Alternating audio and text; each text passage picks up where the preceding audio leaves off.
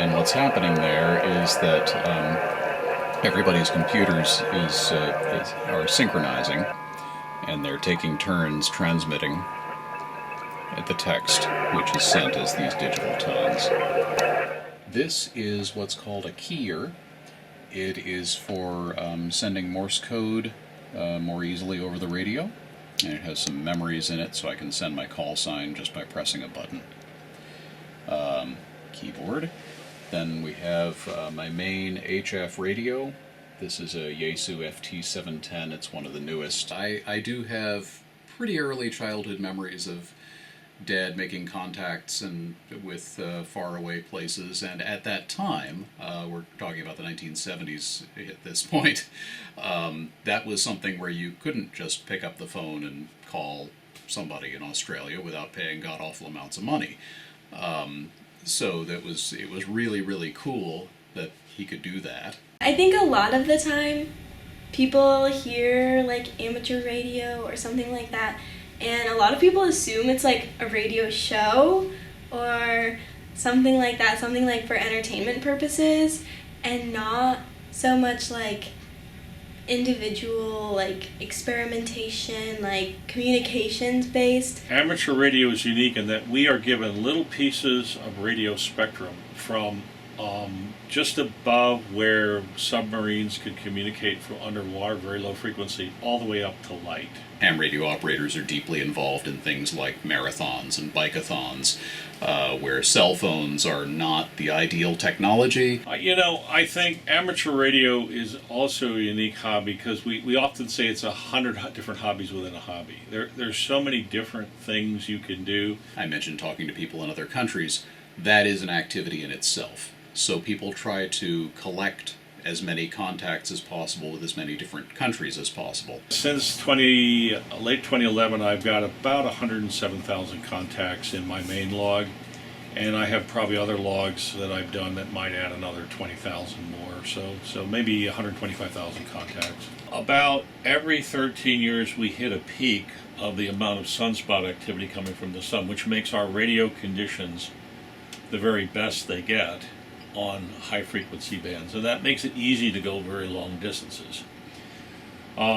We are almost at that point in the current sunspot cycle, so we have some of the best radio conditions we've seen for a long period of time right now, and that makes communicating on very high frequencies easy to do, and that's good because the higher the frequency, the smaller the antenna.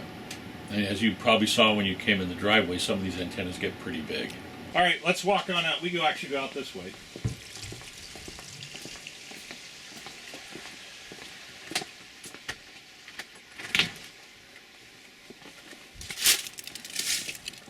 Paul is definitely here. Yeah, just pull that shut. It's fine. I'll close it.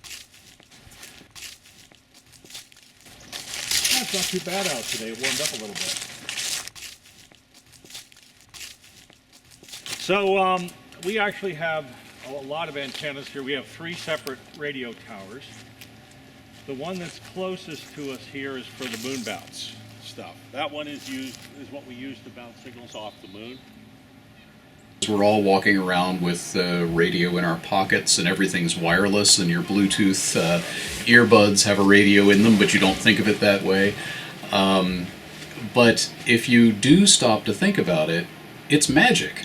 It's really, really cool that we can transmit signals through empty space. The fact that you can communicate at all using like such basic hardware components, like we're building antennas, which are PVC pipe, tape measure, electrical tape, and like a cable, and somehow it works and you can like transmit and receive on it, and I think it's just kind of bizarre, and it feels a little bit like magic that works.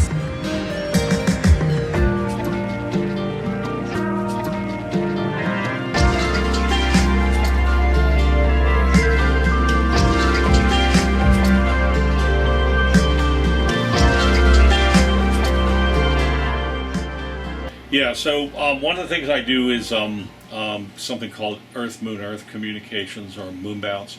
What we basically do is we transmit our signals and point our antennas at the moon, and we use the moon to reflect them back to Earth. It's very difficult because the moon is so far away, and it's not a very good reflector.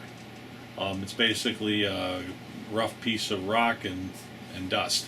So this piece of wire kind of goes up to the top there, you can see on the guideline. So it actually goes up to the top of the tower. This is a very low frequency one. And you'll notice there are wires coming out of the base of this. They are spread out all over the lawn. There are about 60 radial wires here that make my lawn look like it's a conductive metal plate. We kind of started about the same time. He got licensed, and about 3 months later, I think I got licensed. And we've just been able to do a lot of, interesting things together. Fred is very enthusiastic on 6 meters, and he's always doing contacts on 6 meters. And I, every him likes to work, at least 100 countries on every band, and then there are VHF awards. And one day Fred said, okay, he turned the station over to me and said, go ahead and work contacts. And I was maybe 30 or 40 contacts away from an award, but I was actually able to get on the air and work those contacts and get the award in an afternoon, which I thought was very cool. Yeah, I found it interesting to learn about people and cultures and geographies and how different places are so different from us. But I did have a contact with a gentleman in Western Australia, which is kind of one of the tougher places to contact because there aren't a lot of people there. But he lived on a ranch, not near very many other people, and he was telling me about his pet kangaroos, and it was just kind of just how some people's lives or their, what they do from day to day are so different based on where they are. You can talk with someone anywhere in the world, and you start out with something in common, which is that you do this crazy thing with radios, right? It's a sort of a ritualized social interaction. We all have to give our call signs, we have to check in order so that we're not talking simultaneously because it's a simplex mode. It does provide, I think, an outlet for people who might be socially awkward in other situations. We can talk about our radios. A lot of the conversation on the radio is about radio.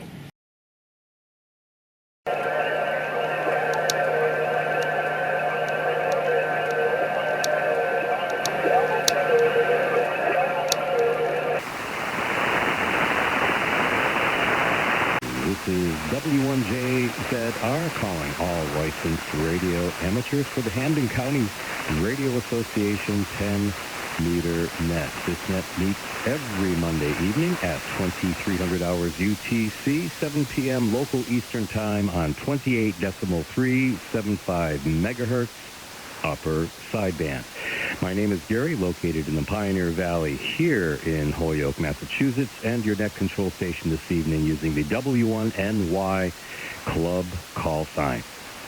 The purpose of this net is to discuss topics of interest, practice HF radio operating procedures, and encourage and assist participants in HF and net operations. Here, pretty simple setup. We're running the past amplifier, previously owned by Larry, KD1RV there, the ACOM 1000. I think it's, 9 years old now? 10 years old coming up. And it is still on its original tube, and I beat the heck out of it 4 nights a week. Still working great. You can never have the perfect ham station, and everybody aspires to it. I was just talking to a gentleman over on the other side of the fairgrounds here, and I was saying that it starts out, you get a 2-meter handheld, and the next thing you know, a couple of years go by, you're $6,000 invested, and you got like 13 different radios. This was a former NBC news van out of Manhattan. It's kind of a unicorn in that they almost don't exist, and the fact that this has 2 masts on it. One mast was used to talk to the World Trade Center, and the other mast to do everything else that the TV network would do. I always say it's like, my antenna's bigger than yours. You know what I mean? It's like, well, my antenna's better, you know what I mean? Well, my radio's more powerful.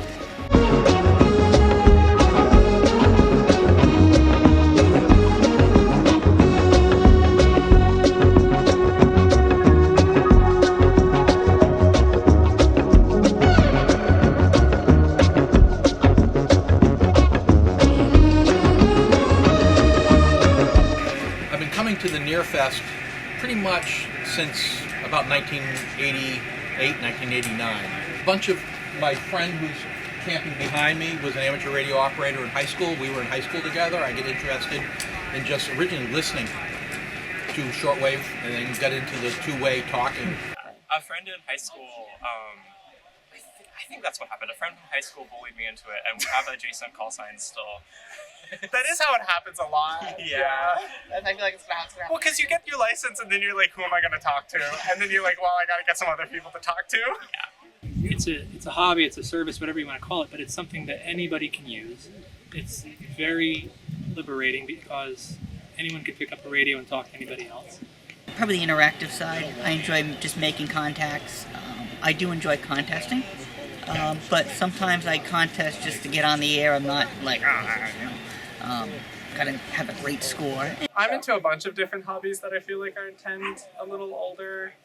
Like I restore computers and stuff, so I feel like I just am kind of used to it at this point.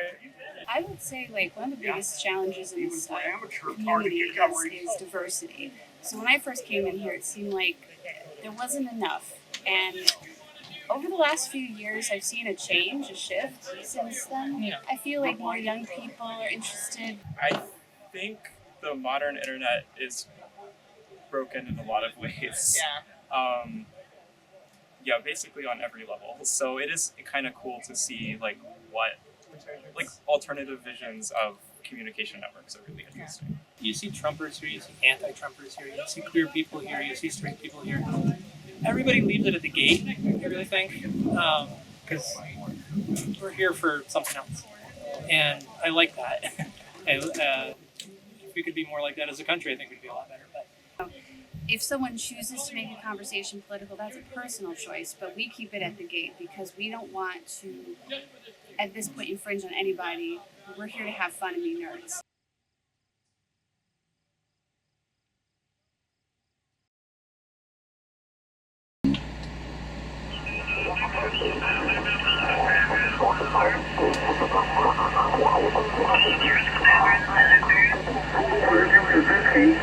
Nederlandse taal is Papa Alpha 3 Bravo Victor Kilo.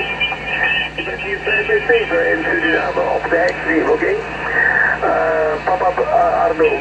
Papa Bravo 1 Hotel Fox PZ 5 Healing. Kilo Delta 7 Victor Bravo.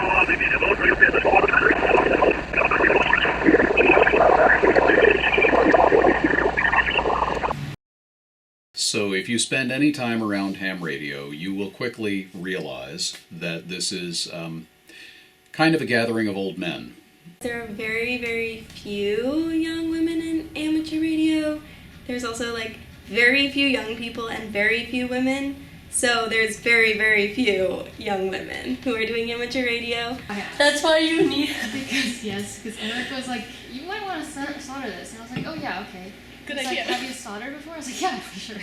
You did. I just... It's okay. Did you know how to solder in EGR 100? Nope. No. I did design for everyone. Down, number 3, SDR sharp. It's on the menu bar on the top, quick start guide. Then scroll down and hit 3, SDR user's guide.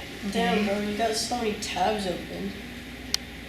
No. Sorry. Abigail, don't go to that website. I started the Ham Radio Club because I did an internship last summer that was really communications engineering heavy, and I just thought it was something that was like really interesting that a lot of people didn't really know existed. This component on the bottom is the director, and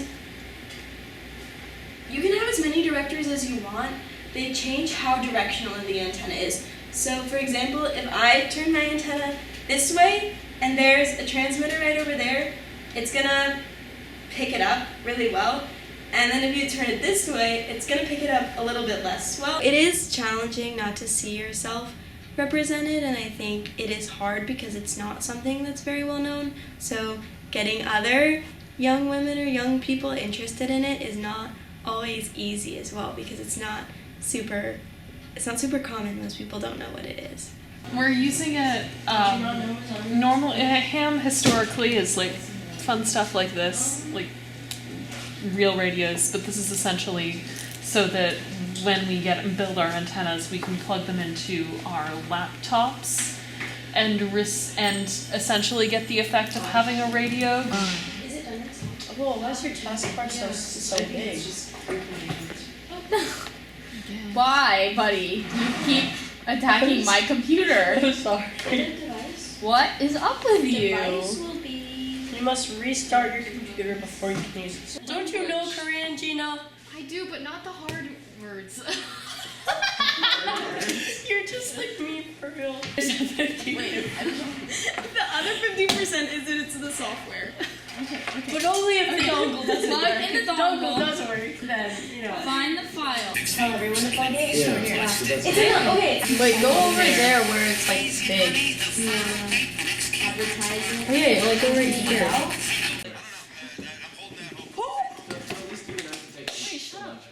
No! Dude, you freaked out too much. Yeah. Do you see? Yeah. And so it looks like you want to get lunch after the talk, right? Well, we can do whatever. I don't know how many people are going to be there. I said to people in my police class to Click play. I don't know if they will. They haven't historically. Oh my god! Holy up! I think it's working. So. Because you probably moved Oh, it. So you know You moved it. Stop it. It's definitely something you just kind of have to roll with. I think being at Smith, though, it is a very different experience because a lot of the people that I am working with and who are interested in it and who are learning with me are not older men. There is a lot of interest in trying to bring younger people into the hobby, which is very difficult when it's a bunch of old guys sitting around and we don't understand what's cool anymore. I think ham radio is cool, and I think anyone would be silly not to think it's cool. It's super cool to be able to like make contacts. I feel like when you're a kid and you're like playing with walkie-talkies, like it's cool then, it's cool now.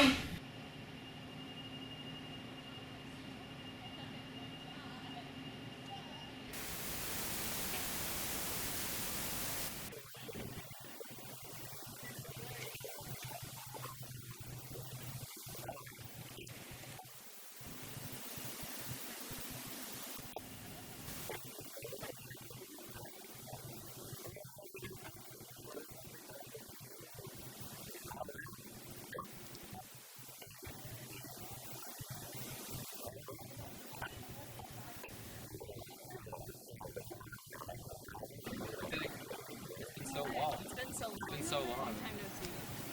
Maybe I'll go to Biscuit, actually.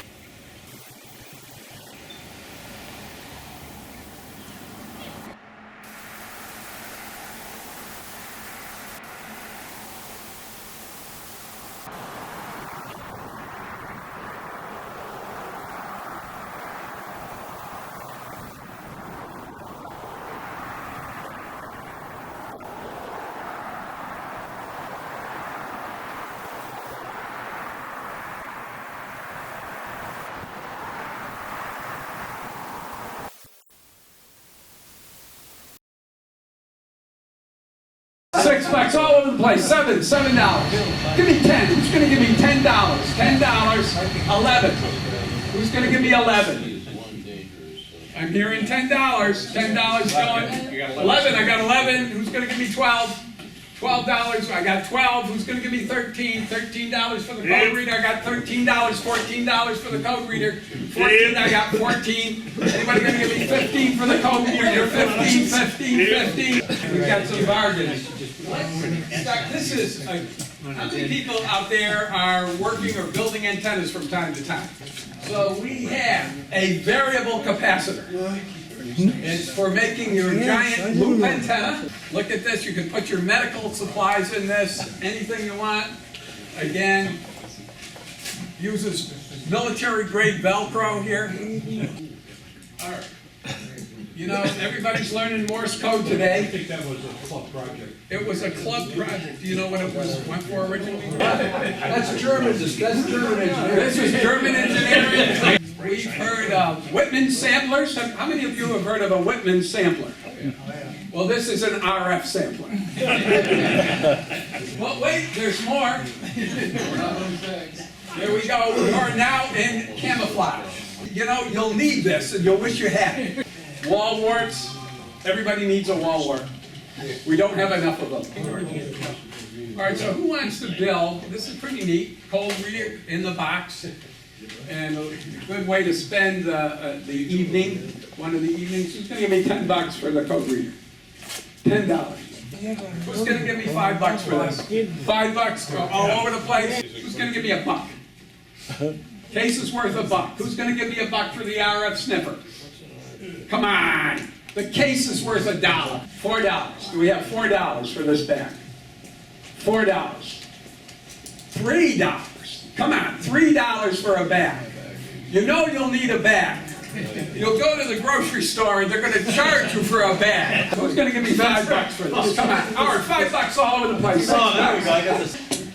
Anybody give me $5 for this? $5. All right, we've got 15 from George M. Do I have $16? 16. 16 from Q. $17. Do I have 17 for this box of parts? All aluminum. We've got, I mean, this is worth $10 right here. $17. Anybody else? 17. Going once, going twice. Oh, we got 18. 18 to Q, 19 to M, 20 to M. Do we have 21? Do I have 21? We don't have 21, 20? 20 for M, that's number 33. M. M as in Mary. I don't know. I think it's a sign of respect. If a man and a woman don't have like interests and they pursue them separately, I'm not sure how good the relationship is. I've been married to Larry for 33.5 years. We dated about 1.5 years before that, so 35 years of ham radio is kind of what we've been doing. My husband grew up, if you go out the back and you go down 5 houses on this side, that's where he grew up. So anybody who sees this knows what it is. And they say, you know, why do you want a license? Has capabilities to communicate across town, around the world, or even into outer space. It's a big red book. And what it does is it's kind of reading like a text, and then the questions are at the end. And I was falling asleep trying to read the text. It's worse than like a really hard organic chemistry type of exam reading. So Fred, one of the high-end people in the ham radio community, said, no, get her that book. So they sent me that book, and they give you the answers, and then after that group of answers, they tell you which one it is and why, and it kind of piggybacks on the next information. So I found that one to be much easier. They say if you study every night for 30 days, you will be able to get your license. I don't have every night for 30 days. I'm exhausted, but I'm getting through half of it, and maybe by January I'll be able to do what I need to do. So in order to keep things orderly, they have to demonstrate they understand the rules, regulation, and international frequency assignments on amateur radio. And all the countries in the world require them to be licensed, which makes them more of a elite group. It's not like you can just pick up a phone.